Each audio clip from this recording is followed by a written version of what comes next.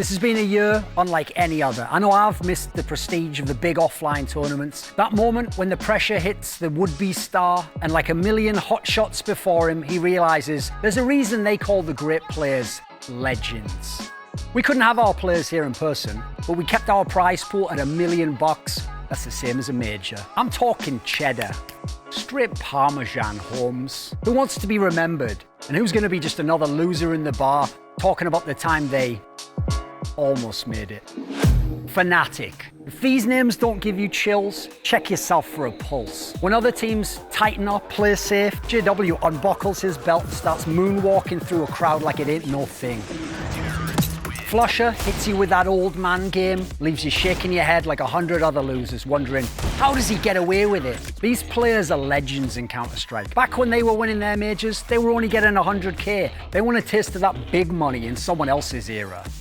Mad Lions are last season's champions, but they're not the same team they once were. Acor, my man, you were the best AWPer for most of Flashpoint 1, but Fallen taught you the difference between being talented and a legend. It's all on you, brother, and I know you've got it in you. As for the rest of you, who wants to win almost 4 times more than Astralis this year? Show me. OG had a brutal origin story and they want to write a happy ending. Alexi B was supposed to be the future of Finnish Counter-Strike until ENCE said thanks, but no thanks. You didn't have to look far for sympathy, as NBK found being France's most decorated name doesn't stop the knife going in your back all the same.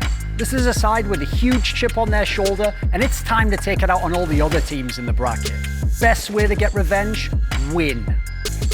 The Envy organization are used to championships in this game, but newsflash, it's not 2015 anymore. And unless you've invented a time machine, I'm gonna need you to show me something worth talking about in 2020.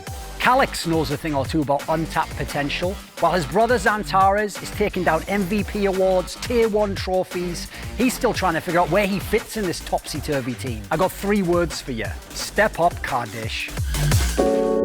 Virtus Pro haven't lived up to that name, but they know a thing or two about big-time underdog runs. Last year, they romped through the major, taking scalps like there was a bounty on the big dogs. Now they're back to terrorize Tier 1, with a style of play so unorthodox, you could be burned at the stake for such heretical ideas 500 years ago.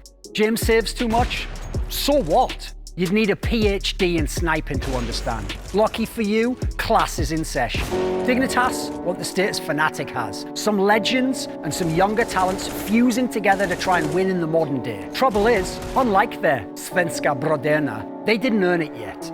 Forrest is a deity in the Counter-Strike pantheon. His beard adorns our Mount Rushmore, but lately, he's been playing like he's waiting for that gold watch and a polite round of applause. I want to see the fire and the talent that brought crowds to their feet for the frags. MIBR wasn't even supposed to be here.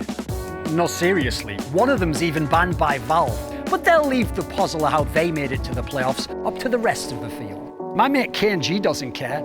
He's running through your face with an AWP and making you find an answer for him. And then I'm talking big. Oh, you think I saved them for last because their organization's small? Think again, because the most complete team in the tournament has it all, and their sights are locked on the trophy. Don't get distracted by their superlative utility usage and deep playbook, because you're liable to get cracked upside the head by Xantares. One of the best aimers of his generation is getting the last laugh, because every tournament's online, and in this realm, he's the chosen one. Fuck around, find out what his AK is all about. There you have it. 8 teams, double elimination, all best of 3s, $1 million and 500K for first. I didn't say it would be easy, but I wouldn't have it any other way. Welcome to the playoffs of Flashpoint 2.